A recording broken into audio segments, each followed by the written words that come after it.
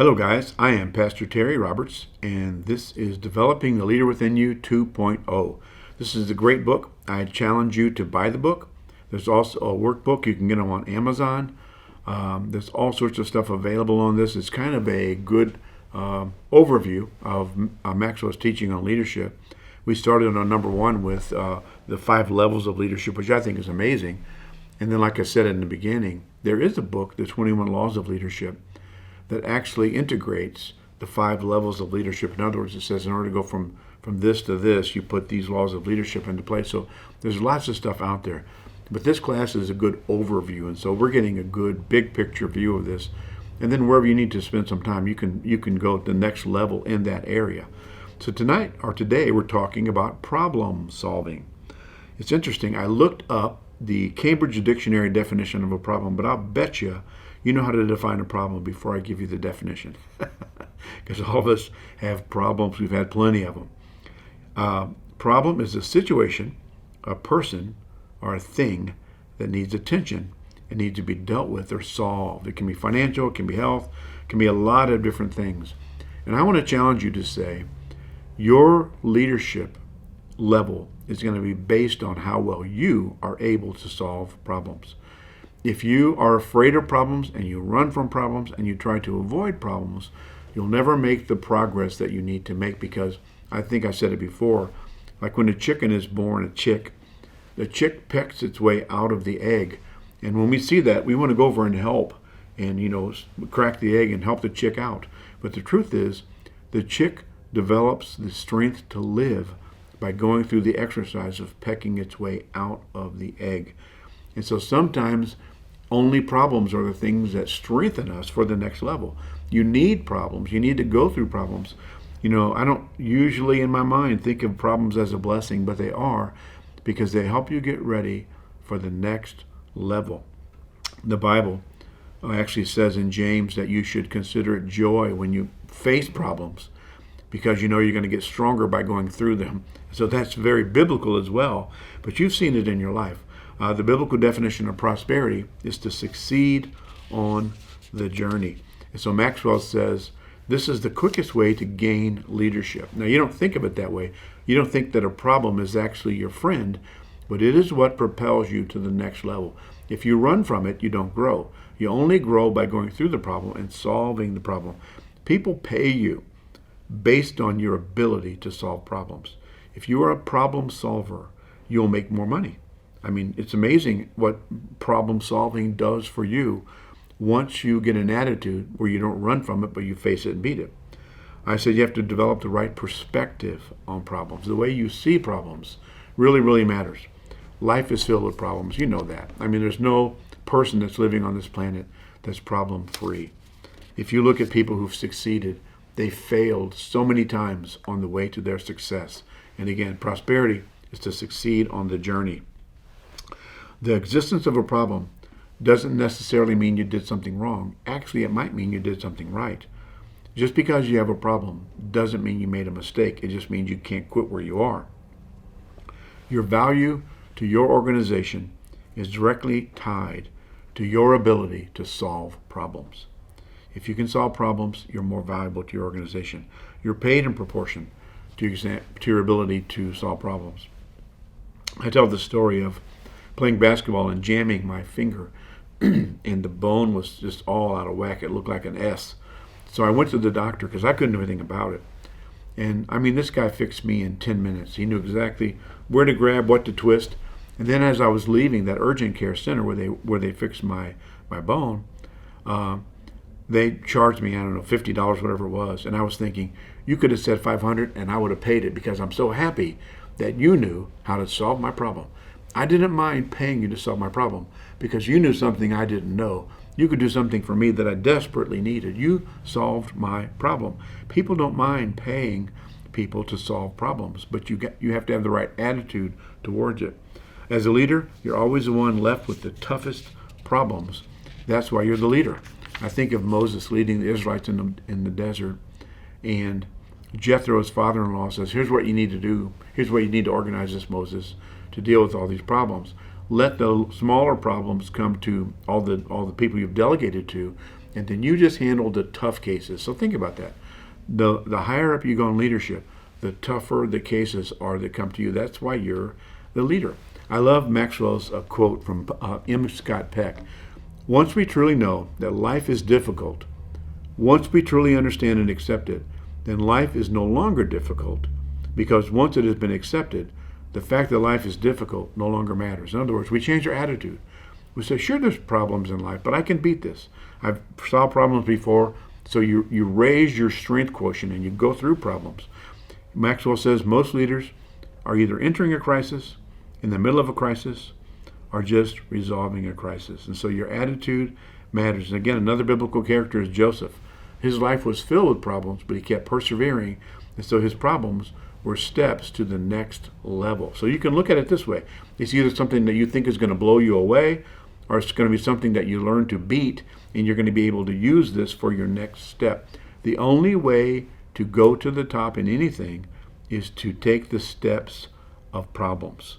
Problems exist, but they're beatable. You can win. Maxwell says problems introduce us to ourselves, they introduce us to others, and they introduce us to opportunities. That is really good. The first thing is they introduce you to yourself. How close you are to the problem determines how you think and act on it. I love the story he gives about the space race, and the NASA engineers and scientists were fighting.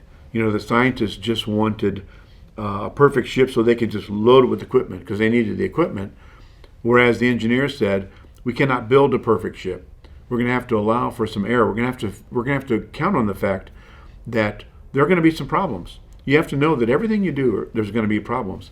I mean, if you've ever seen the movie Apollo 13, it's amazing how they had a problem, and they solved the problem with things that they had in the ship. And so they said, the engineers said, we need that. We need that space. We need a margin of error, if you want to call it that, because we know problems are going to come up. And so the people whose lives were at stake, the astronauts said, hey, we agree with the engineers. We need to allow some space for potential problems, because if you don't do that, when a problem comes, you'll think the game's over. The game's not over. It's just a problem. Solve it. Your plate always has problems on it. The famous Psalm 23 that everybody knows is God prepares a table for us in the presence of our enemies. Your opposition is always there. Your problems are always there. You just say, this isn't going to stop me. I have answers in the midst of this. You actually start to believe that there's a solution to the problems you're facing. As you solve a problem, you begin to get the mindset that, hey, problems are there to be solved. Once you've solved a problem, you realize you can solve problems. And so the problems get bigger, but the solutions get bigger, and you get better. You get better by solving bigger problems. That's so good. You get better by solving bigger problems. Don't shrink back, face it, and beat it. We developed a saying at the church here, FCFC, and that is when there's a problem, lead through it. There's something will happen, and emotionally and mentally it'll be overwhelming. And there's something about wanting to avoid it, wanting to just ignore it. And so you have to face it and lead through it. You have to walk through the rain, so to speak. Lead through it. Don't run from it. Face it. The quicker you face it, the quicker you get it behind you.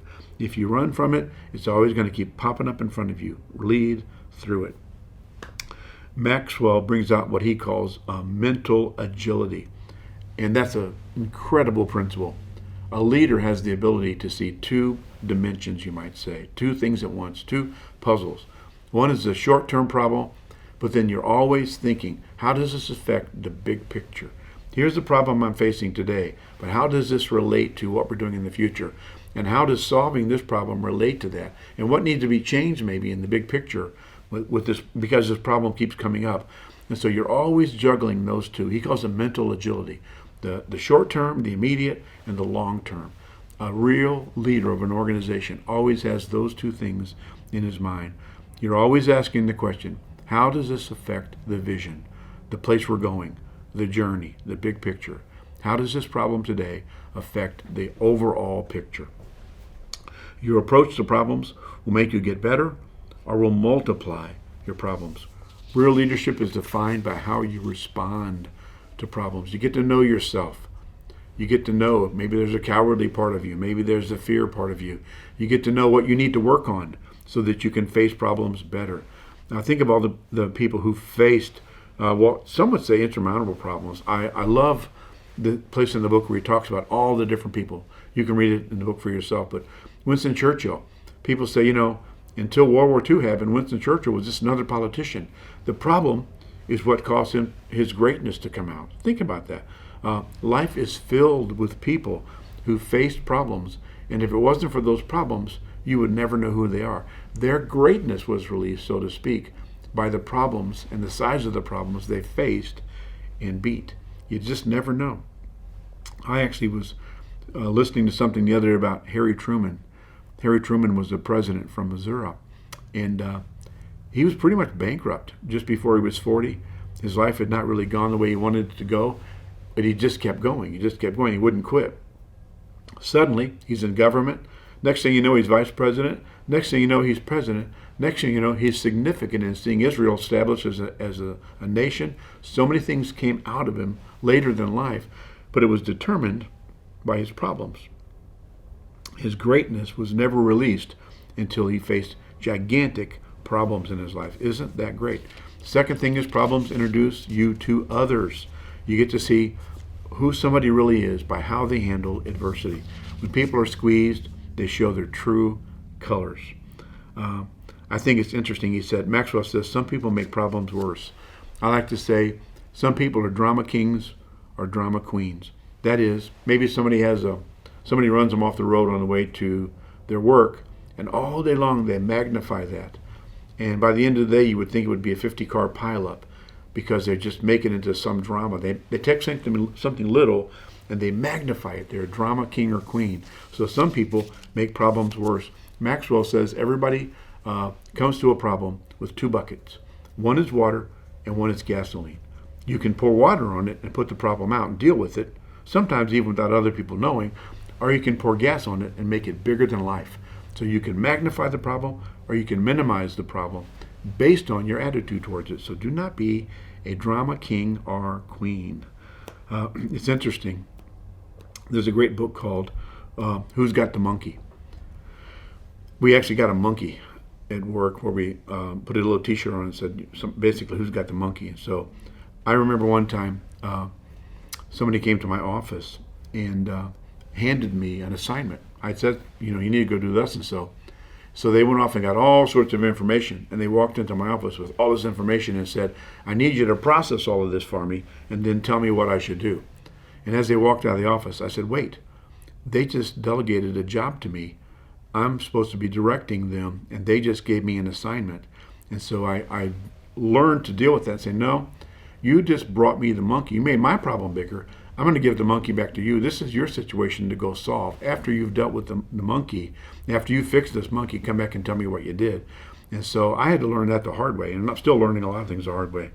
Some people are problem magnets. They seem to draw problems to themselves. The law of magnetism says who you are is who you attract. So whatever you're acting out, you're going to draw that to yourself.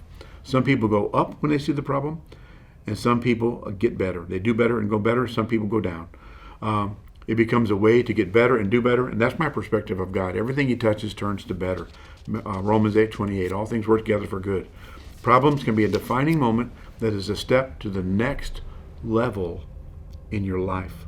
You may not be able to reach that level without learning to solve a problem. Solving that problem, pecking through that egg, might be what gets you to the successful journey you're headed for. Don't solve problems for people, solve problems with people. I think it's really easy to take that monkey and fix it instead of saying, no, let's work on this together. Let's both deal with whatever this is. So learn to develop people as you solve problems. Otherwise, if you're the only person that solves problems, you're like Moses, doing everything by yourself. Get some people around you and say, I need some help. Be humble enough to say, I need some help. Let's solve this problem together. Let's get a team together and address this. The last thing is problems introduce you to opportunities. Albert Einstein said, in the middle of difficulty lies opportunity. Think about how many things came out of a problem. People looked around and said, wow, this is a mess. We need to get an answer to this. Think of all the things in your life that were the result of someone identifying a problem and then applying themselves to an answer. We could probably make a list as long as our arm. A problem came up and somebody said, we've got to do something about this. Jokingly, somebody said they were walking around their house with their telephone and they realized this ain't working out. So they made a mobile phone, a phone that went with you. Next thing you know, somebody realized we needed this. So now all of a sudden we got internet everywhere we go. And so a problem or a lack or a deficiency creates the need for an answer. You solve the problem by getting an answer. That's amazing. In the middle of difficulty lies opportunities. There's a process laid out in the book on how to approach a problem. I think it's really, really good. I put it in my own words.